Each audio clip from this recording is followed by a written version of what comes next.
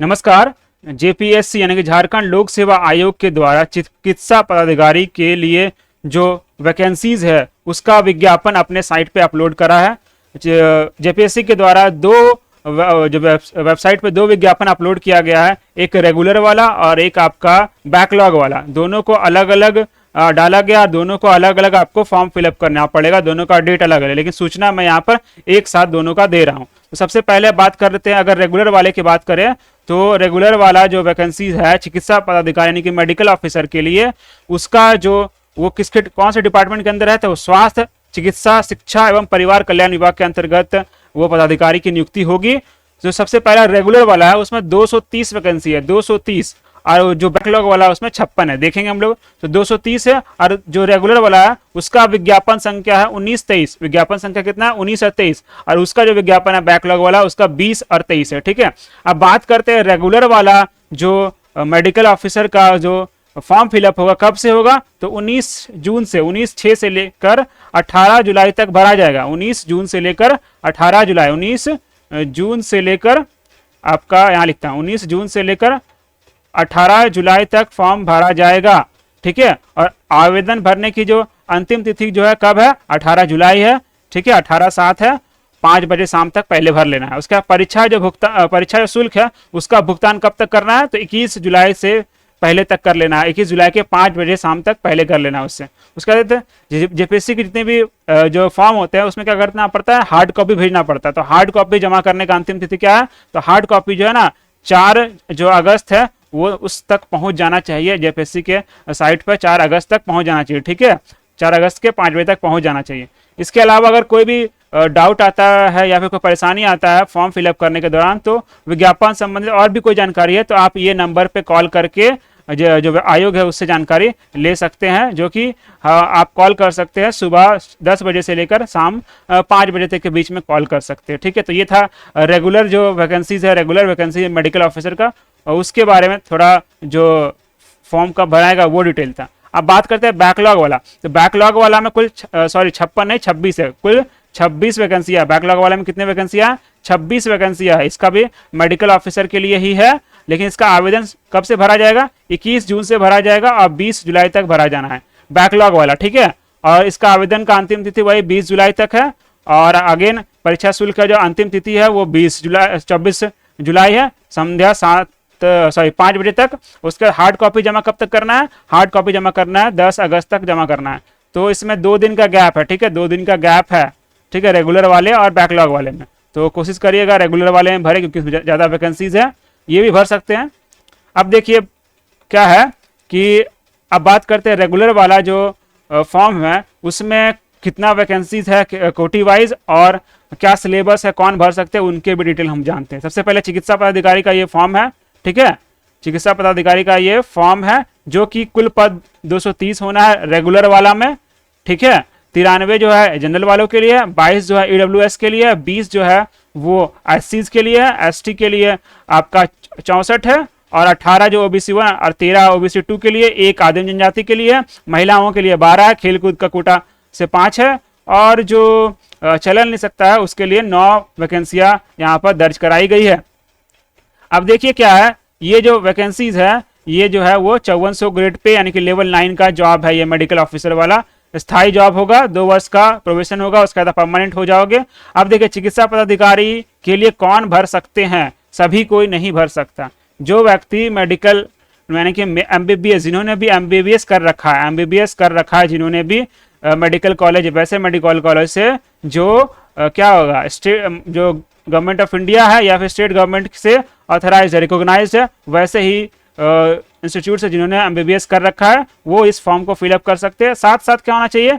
MCI और जो state medical council है और मेडिकल काउंसिल ऑफ इंडिया, दोनों में रजिस्टर होना चाहिए। दोनों में से कहीं पर रजिस्टर होना चाहिए, यानी कि कुल मिलाकर सबसे पहला तो एमबीबीएस करा होना चाहिए। साथ साथ क्या, उसके बाद वो जो एमसीआई या फिर एसएमआई एसएमसी है वहां पर क्या होना चाहिए? रजिस्टर्ड होना चाहिए। साथ साथ एक बात और है, 1 साल का इंटर्नशिप भी होना चाहिए। कोई भी रिकॉग्नाइज्ड मेडिकल कॉलेज में, मेडिकल हॉस्पिटल में अगर इंटर्नशिप है तो तब वो व्यक्ति इसमें फॉर्म फिलअप कर सकते हैं। तो गिने चुने लोग ही इस फॉर्म को भर पाएंगे, क्योंकि सबसे पहली बात तो गिने चुने लोग ही एमबीबीएस करते हैं और इंटर्नशिप वगैरह। तो ये जिन्होंने भी फॉर्म फिलअप करेंगे उनका लगभग ये होना ही है जो स्थानीय जो राज्य में है, यानी कि अपने राज्य में झारखंड में।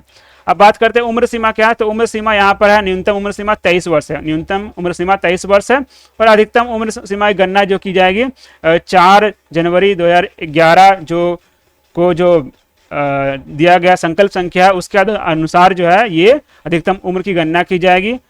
जो उम्र गणना की जो आधार डेट यानी कि रेफरेंस डेट है वो है आपका 1 अगस्त 2023 होगा। 1 अगस्त 2023 तक आप अधिकतम उम्र नहीं होना चाहिए, उससे क्रॉस नहीं करना चाहिए। अगर हम बात करें जनरल वालों के लिए तो अधिकतम उम्र 35 वर्ष, यानी कि आप 1 जो अगस्त है 2023 उससे उस तक जो है 35 वर्ष से कम होना चाहिए। 35 वर्ष से अधिक आप रहोगे तो आपको ये फॉर्म फिलअप करने में परेशानी होगी। अगर आप दिव्यांग हैं जनरल में तो 45 वर्ष तक भर सकते हैं, और अगर आप ओबीसी है तो 37 वर्ष अधिकतम उम्र है, 47 वर्ष हो जाएगा अगर आप विकलांग है तो, दिव्यांग है तो। अगर आप महिला है ओबीसी या फिर कोई भी जनरल हो गया या ओबीसी या फिर ओबीसी 1 ओबीसी 2 में तो 38 वर्ष आपका अधिकतम उम्र है। विकलांगों के लिए 48 वर्ष है, और SC ST जो महिला या पुरुष उनके लिए 40 वर्ष अधिकतम उम्र, 50 वर्ष हो जाएगा आपका अगर आप विकलांग है दिव्यांग है तो। और EWS के लिए अधिकतम 35 वर्ष है, 45 वर्ष हो जाएगा अगर आप दिव्यांग है तब। इसमें क्या है ना, चयन प्रक्रिया यही है कि जिन्होंने भी MBBS स्तर के जो परीक्षा है उनमें आपको एक लिखित परीक्षा लिखना होगा और मौखिक परीक्षा लिखना होगा, रिटर्न लिखना होगा, और आपका एक तरह से मौखिक भी होगा, ठीक है, इंटरव्यू टाइप का भी होगा।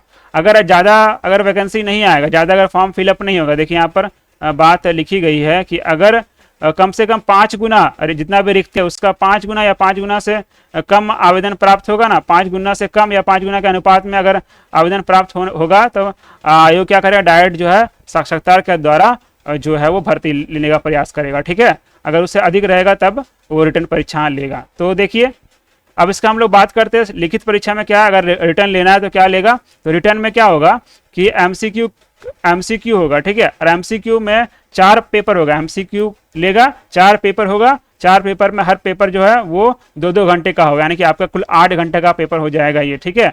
तो पहला पेपर में क्या है, औषधि जनरल जो मेडिसिन है उससे प्रश्न पूछे जाएंगे 100 अंक का, ठीक है। उसका जो सेकंड पेपर होगा उसमें शिशु रोग हो गया, शिशु कल्याण हो गया एवं परिवार नियोजन सहित निवारक औषधि एवं समुदाय स्वास्थ्य से प्रश्न रहेंगे जो कि 100 क्वेश्चन रहेंगे, जिसमें शिशु रोग से 40 क्वेश्चन रहेंगे और शिशु कल्याण एवं परिवार नियोजन सहित निवारक औषधि एवं सामुदायिक स्वास्थ्य से 60 क्वेश्चन रहेंगे, यानी कुल मिलाकर यहाँ पर 100 हो गया। यानी पहला पेपर में 100 अंक का 2 घंटे का, दूसरा पेपर 2 घंटे का 100 अंक, और तीसरा पेपर जो कि शल्य चिकित्सा सामान्य से रहेगा, ऑर्थोपोडिक्स विकलांग विज्ञान से रहेगा 60 क्वेश्चन, शल्य चिकित्सा से रहेगा और ऑर्थोपोडिक वाला से 40 क्वेश्चन रहेगा, कुल मिलाकर 100 क्वेश्चन होंगे पेपर थर्ड में भी, ठीक है। पेपर थर्ड में भी ये भी 2 घंटे का होगा। और चतुर्थ पेपर क्या होगा, आंख से 25 अंक रहेगा, कान नाक और गला से 25 अंक रहेगा, और प्रसूति और स्त्री रोग विज्ञान से 50 अंक का रहेगा, यानी 100 मार्क्स का यहाँ पर रहेगा, ठीक है। तो ये भी 2 घंटे का होगा।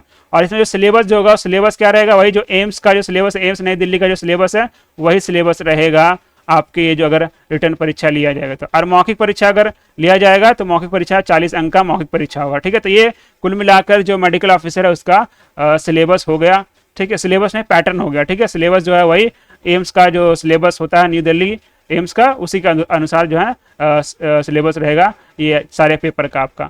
और इसमें जो मिनिमम कितना लाना अनिवार्य है, तो मिनिमम जो है सामान्य वर्ग के लिए 40%, पिछड़ा वर्ग के लिए, पिछड़ा OBC 2 के लिए 36.5, OBC 1 के लिए 34 और SC ST के लिए 32 और आदिम जनजाति के लिए 30 और आर्थिक जो रूप से कमजोर है उनके लिए 40% जो है EWS वालों के लिए है आपका क्या न्यूनतम मार्क्स जो लाना है, ठीक है। आरक्षण का लाभ लेने के लिए वही आपको स्थानीय निवासी होना पड़ेगा, जाति प्रमाण पत्र, आय प्रमाण पत्र, ये सब संपत्ति प्रमाण पत्र आपका होना आवश्यक है, जो कि उसके लिए कुछ डिटेल्स दिया गया है जो आप प्रमाण पत्र देख लेंगे। बेसिकली जो है ना ज़्यादा पुराना आपका नहीं होना चाहिए, 19 से के बाद का बना होना चाहिए, 19 से पहले का बना नहीं होना चाहिए। और एक बात ध्यान रखना है कि सेंट्रल वाला जो फॉर्मेट है वो उसका जाति प्रमाण पत्र मान्य नहीं होगा यहाँ पर, ठीक है। उसके बाद हम लोग बात कर लेते हैं खेल कूद कोटा का भी कुछ कोटा है तो वो भी देख लेना है आप लोग को। और ये जो मिसकंडक्ट वाला, कदाचार वाला, उसके दुष्परिणाम तो हर जितने भी वैकेंसियाँ भराती है सब में सेम रहता है, तो इसको भी आपको एक बार देख लेना है। उसके बाद परीक्षा शुल्क की बात करते हैं। तो परीक्षा शुल्क जो है जनरल वालों के लिए, ओबीसी वालों के लिए, ओबीसी 1, ओबीसी 2 और ईडब्ल्यूएस वालों के लिए 600 अंक की 600 रुपये का फॉर्म फिलअप होगा, और प्लस जो बैंक चार्ज जो लगेगा 10-20 रुपये जो बैंक चार्ज लगेगा वो लगेगा, 600 के आसपास आपका फॉर्म फिलअप लगेगा। और परीक्षा शुल्क जो है किन लोगों का, जो SC STs हैं उनके लिए 150 रुपये लगेगा, और प्लस वही बैंक जो चार्ज लगेगा। परीक्षा शुल्क नॉन रिफंडेबल होना है, ठीक है। और अगर आप दिव्यांग अभ्यर्थी हैं तो आपको अगर 40% से अधिक हैं, कम से कम 40% से अधिक अगर आपका निसकता है तो आपको परीक्षा शुल्क माफ़ कर दिया जाएगा। और ये आवेदन भरने का जो शर्त और निर्देश दिया हुआ है, जो कि आप लोग जानते ही होंगे, फॉर्म फिलअप करते हुए आए हैं तो ये सब की जानकारी होगी। फिर भी अगर कोई परेशानी होता है तो यहाँ पर आयोग का एक नंबर दिया गया, उस पर कॉल करके आप इसको जानकारी ले सकते हैं, जो कि सुबह 10 बजे से लेकर शाम 5 बजे तक ये जो हेल्पलाइन नंबर है उसमें आप संपर्क कर सकते हैं, ठीक है।